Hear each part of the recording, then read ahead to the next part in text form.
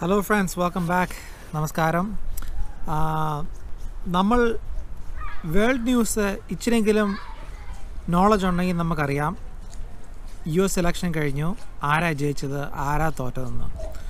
So US ഒരു democracy ആണെങ്കിൽ തന്നെ നമ്മുടെ ഇന്ത്യ പോലെ അല്ല, അല്ലെങ്കിൽ കാനഡ പോലെയല്ല, അല്ലെങ്കിൽ UK പോലെയല്ല അവരുടെ ഡെമോക്രസി. ഇച്ചിരി വ്യത്യാസമാണ്.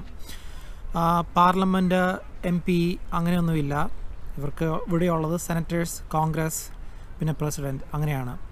സോ ഞാൻ എന്നാൽ വിചാരിച്ചു എന്നാൽ പിന്നെ ഇതിനെപ്പറ്റി ഒരു ചെറിയ ടോപ്പിക്ക് എടുത്ത് സംസാരിക്കാം. സോ ഇന്നത്തെ video US election, electoral college, senators, congressmen, പിന്നെ പ്രസിഡൻറ്റ്, അങ്ങനത്തെ ചെറിയ ടോപ്പിക്കാണ് ഇന്ന് കവർ ചെയ്യാൻ പോകുന്നത്. സോ നിങ്ങൾ അത് എൻജോയ് ചെയ്യുമെന്ന് ഞാൻ വിചാരിക്കുന്നു. ഓക്കെ, ഒന്ന് തുടങ്ങാം. സോ പറഞ്ഞ പോലെ ഇതൊരു US പോളിറ്റിക്സ് അല്ലെങ്കിൽ US ഇലക്ഷൻ സിമ്പിൾ ഗൈഡാണ് ഇത്. സോ നമുക്കറിയാം US രണ്ട് മെയിൻ പാർട്ടിയാണ്, ഒന്ന് റിപ്പബ്ലിക്കൻസ് അല്ലെങ്കിൽ ഒന്ന് ഡെമോക്രാറ്റ്സ്. ഓക്കെ, ഒബാമ ഡെമോക്രാറ്റ് ആയിരുന്നു, ഹിലറി ക്ലിൻ്റൺ ഡെമോക്രാറ്റ് ആയിരുന്നു, ട്രംപ് റിപ്പബ്ലിക്കൻ ആയിരുന്നു, അല്ലെങ്കിൽ പിന്നെ അതിന് മുമ്പ് ജോർജ് ബുഷ് റിപ്പബ്ലിക്കൻ ആയിരുന്നു. സോ അങ്ങനെയാണ്. അല്ലാതെ അതിൽ കൂടുതൽ ആ രണ്ട് പാർട്ടീസ് അല്ലാതെ വേറെ പാർട്ടീസ് ഉണ്ട്, പക്ഷേ അവർക്ക് ഒരു പവറും ഇല്ല. മനസ്സിലായോ? സോ പവർ കൺട്രോൾ ചെയ്യുന്നത് ഡെമോക്രാറ്റ്സ് അല്ലെങ്കിൽ റിപ്പബ്ലിക്കൻസ്, അത്രേ ഉള്ളൂ. സോ ഡെമോക്രാറ്റ്സ് ആണ് ലിബറൽ പാർട്ടി. ഓക്കെ, എന്നിട്ട് റിപ്പബ്ലിക്കൻസ് ആണ് കൺസർവേറ്റീവ് പാർട്ടി. അങ്ങനെയാണ് ഇവിടെ വച്ചേക്കുന്നത്. സോ ഇലക്ഷൻ സമയത്ത് രണ്ട് പാർട്ടീസിലെ മെമ്പർ പ്രസിഡൻഷ്യൽ കാൻഡിഡേറ്റ്, ഈ പ്രാവശ്യം ജോ ബൈഡൻ, പിന്നെ ഇൻകംബൻ്റ് ഡൊണാൾഡ് ട്രംപ്. സോ അവരുടെ മേജർ ഒബ്ജക്റ്റീവ് 270 ഇലക്ടോറൽ വോട്ട് ജയിക്കണമെന്നാണ് അവരുടെ മേജർ പോയിൻ്റ്. സോ അത് ജയിച്ചാൽ പ്രസിഡൻസി അവരുടേതാണ്.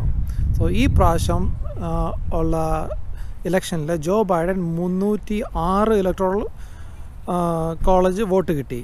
ട്രംപിന് 216 ഐ ബിലീവ്. ഓക്കെ, അവർക്ക് അങ്ങനെയാണ് കിട്ടിയത്. സോ ജോ ബൈഡൻ ഇലക്ഷൻ ജയിച്ചു.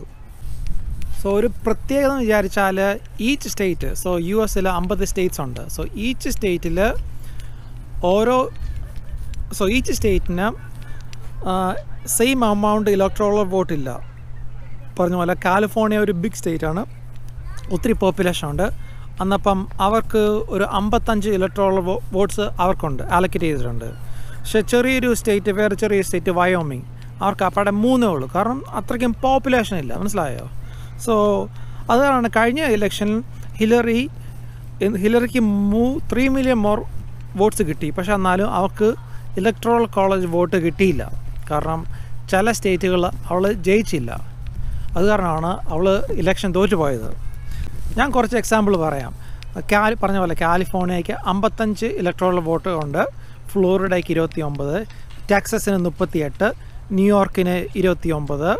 സോ ഇങ്ങനെ വലിയ സ്റ്റേറ്റുകൾ വിത്ത് മോർ പോപ്പുലേഷൻ അവർക്ക് കൂടുതൽ ഇലക്ടോറൽ വോട്ടുണ്ട്. വേറെ സ്റ്റേറ്റ്സിന്, ഒത്തിരി പോപ്പുലേഷൻ ഇല്ലാത്ത സ്റ്റേറ്റ്സിന് ഇലക്ടോറൽ വോട്ട് കുറവാണ്. അങ്ങനെയാണ്. നമുക്ക് മിക്കവാറും എല്ലാ വോട്ടിനും നമുക്കറിയാം ഏത് സ്റ്റേറ്റാണ് ലിബറൽ സ്റ്റേറ്റ് ഏതാണ് അല്ലെങ്കിൽ കൺസർവേറ്റീവ് സ്റ്റേറ്റ് ഏതാണെന്ന് നമുക്കറിയാം. മിക്കവാറും 99% മിക്കവാറും ഇലക്ഷൻ കാലിഫോർണിയ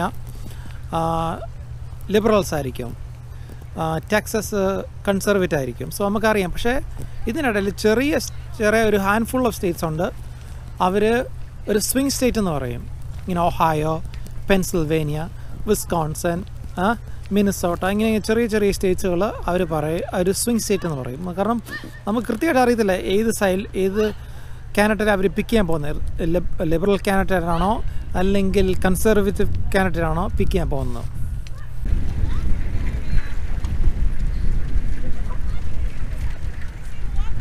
ഇവിടെ ലേക്കിൽ കുറച്ച് വെള്ളം ഐസാകാൻ തുടങ്ങിയിട്ടുണ്ട്. സോ എന്ന് പറഞ്ഞാൽ ശരിക്കും തണുപ്പ് വരാൻ തുടങ്ങിയിട്ടുണ്ട്.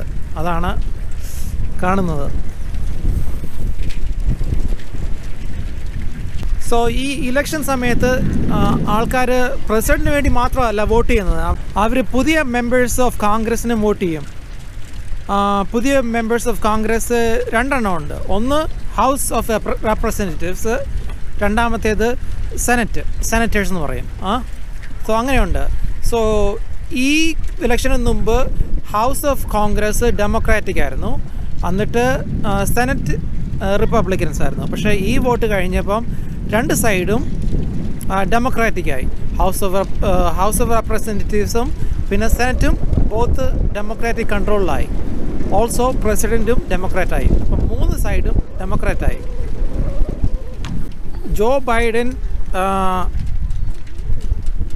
ജോ ബൈഡൻ്റെ ജോലി ഇച്ചിരൂടെ എളുപ്പമാവും, കാരണം both Congress and Senate controlled by democrats.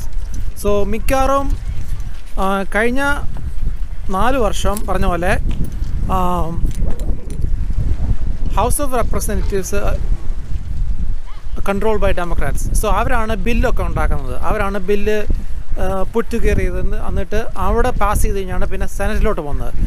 പക്ഷേ സെനറ്റ് പറഞ്ഞ പോലെ റിപ്പബ്ലിക്കൻ കൺട്രോളായിരുന്നു. അപ്പം ആ പാസ് ചെയ്ത് വരുന്ന ബില്ലെല്ലാം സെനറ്റേഴ്സ് അവർ ഫ്ലോറിൽ കൊണ്ടുവരത്തില്ല, അത് വോട്ടിന് വേണ്ടി. മനസ്സിലായോ? സോ ഈ രണ്ട് ഹൗസിൽ ബില്ല് പാസ് ചെയ്താൽ പിന്നെ അത് ലോ ആകത്തുള്ളൂ. പക്ഷേ ഒരു സൈഡിൽ പാസ് ചെയ്ത് മറ്റേ സൈഡിൽ പാസ് ചെയ്യണമെങ്കിൽ അത് ലോ ആകത്തില്ല. മനസ്സിലായോ? അതാണ് കുഴപ്പം. അതാണ് ഒബാമയ്ക്കും പറ്റിയത്. ഒബാമയുടെ കഴിഞ്ഞ 4 വർഷം ഒരു സൈഡ് ഡെമോക്രാറ്റ് ആയിരുന്നു, പിന്നെ മറ്റേ സ്ഥലം റിപ്പബ്ലിക്കൻസ് ആയിരുന്നു. ഡെമോക്രാറ്റിൽ അവരിഷ്ടം പോലെ ബില്ലുകൾ പാസ് ചെയ്തു. പക്ഷേ സെനറ്റിൽ വരുമ്പം അവിടുത്തെ സെനറ്റ് മെജോറിറ്റി ലീഡർ മിച്ച് മെക്കോണൽ അവനത് ഫ്ലോറിൽ കൊണ്ടുവരത്തില്ല വോട്ടിന് വേണ്ടി. എന്നപ്പോൾ അവൻ്റെ ഡെസ്കിൽ ഇത് ഇരിക്കും. മനസ്സിലായോ? സോ അവനാണ്, കാരണം അവൻ്റെ പാർട്ടിയെ കൺട്രോൾ ചെയ്ത് തരണം, അവർക്ക് ഇഷ്ടമുള്ള പോലെ കാര്യങ്ങൾ ചെയ്യാം. മനസ്സിലായോ? അങ്ങനെയാണ് പോകുന്നത്. സോ കാരണം ഇപ്പം മൂന്ന് കൺട്രോൾ ചെയ്യുന്ന ഇപ്പം ഡെമോക്രാറ്റ്സ് കാരണം ജോ ബൈഡന് എളുപ്പം കാര്യങ്ങൾ ചെയ്യാൻ പറ്റും, എളുപ്പം ബില്ല് പാസ് ചെയ്ത് അത് ലോ ആക്കാൻ പറ്റും. അതൊരു നല്ല ഇതാണ് എനിക്ക്. സോ January 20th പുതിയ പ്രസിഡൻറ്റ് ജോ ബൈഡൻ ഓഫീസിൽ കയറുന്നത്. സോ November 3rd ഇലക്ഷൻ കഴിഞ്ഞു. ഓൾമോസ്റ്റ് 3 months വെയിറ്റ് ചെയ്ത് കഴിയുമ്പോഴാണ്, അല്ലെങ്കിൽ 2 months വെയിറ്റ് ചെയ്യുമ്പോഴാണ് പുള്ളിക്കാരൻ ഓഫീസ് എടുക്കാൻ പോകുന്നത്. സോ അറിയാമല്ലോ കഴിഞ്ഞ ആഴ്ച എന്താ പറ്റിയെന്ന്. ട്രംപിൻ്റെ സപ്പോർട്ടേഴ്സ് ക്യാപിറ്റലിൽ വന്ന് റൈറ്റ് ഉണ്ടാക്കി, അവിടുത്തെ ബിൽഡിംഗ് എല്ലാം സ്റ്റോർം ചെയ്തു, ഒത്തിരി കാര്യങ്ങൾ ബ്രേക്ക് ചെയ്തു, അങ്ങനെ പല കാര്യങ്ങളൊക്കെ ഉണ്ടായത് നമുക്ക് എല്ലാവർക്കും അറിയാമല്ലോ. സോ ഒരു ഇലക്ഷൻ കഴിയുമ്പോൾ ഒരു ഗ്യാപ്പുണ്ട്, 2 മാസത്തെ ഗ്യാപ്പുണ്ട്. സോ ആ ഗ്യാപ്പിൽ ആണ് ഒത്തിരി കാര്യങ്ങൾ സംഭവിക്കുന്നുണ്ട്.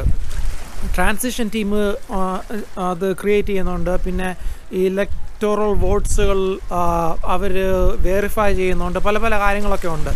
സോ അത് കാരണം ട്രംപൊക്കെ ട്രംപും അവൻ്റെ സപ്പോർട്ടേഴ്സും പറയുമായിരുന്നു ഈ ഇലക്ഷൻ അവരെ ഇന്ന് കട്ടുകൊണ്ട് പോയതാണ്, ഒത്തിരി ഇലക്ഷൻ ഇറഗുലറിറ്റീസ് ഉണ്ട്, ഒത്തിരി കള്ള വോട്ടുകൾ ചെയ്തിട്ടുണ്ട്, അങ്ങനെ പല കാര്യങ്ങൾ പറഞ്ഞ് അവർ ഇങ്ങനെ ഒത്തിരി ബഹളം ഉണ്ടാക്കുമായിരുന്നു. പക്ഷേ നമുക്കെല്ലാവർക്കും അറിയാം അതൊക്കെ കള്ളത്തരമാണ്, അങ്ങനെയൊന്നും പറ്റിയിട്ടില്ലെന്ന് നമുക്കെല്ലാവർക്കും അറിയാം. സോ ഗായ്സ്, ഇതാണ് ഇന്നത്തെ വീഡിയോ. ഇതൊരു ചെറിയൊരു സിമ്പിൾ വെർഷനായിരുന്നു US ഇലക്ഷനെ പറ്റി. സോ ഞാൻ ഒത്തിരി ഡീറ്റെയിൽ ആയിട്ട് ഞാൻ പോകുന്നില്ല, ചുമ്മാ ചെറിയൊരു സിമ്പിൾ ഓവർവ്യൂ ആയിരുന്നു.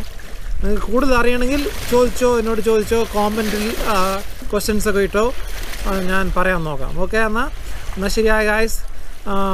Thanks for watching. എന്നാൽ പിന്നെ അടുത്ത പ്രാവശ്യം കാണാം. Okay, piece.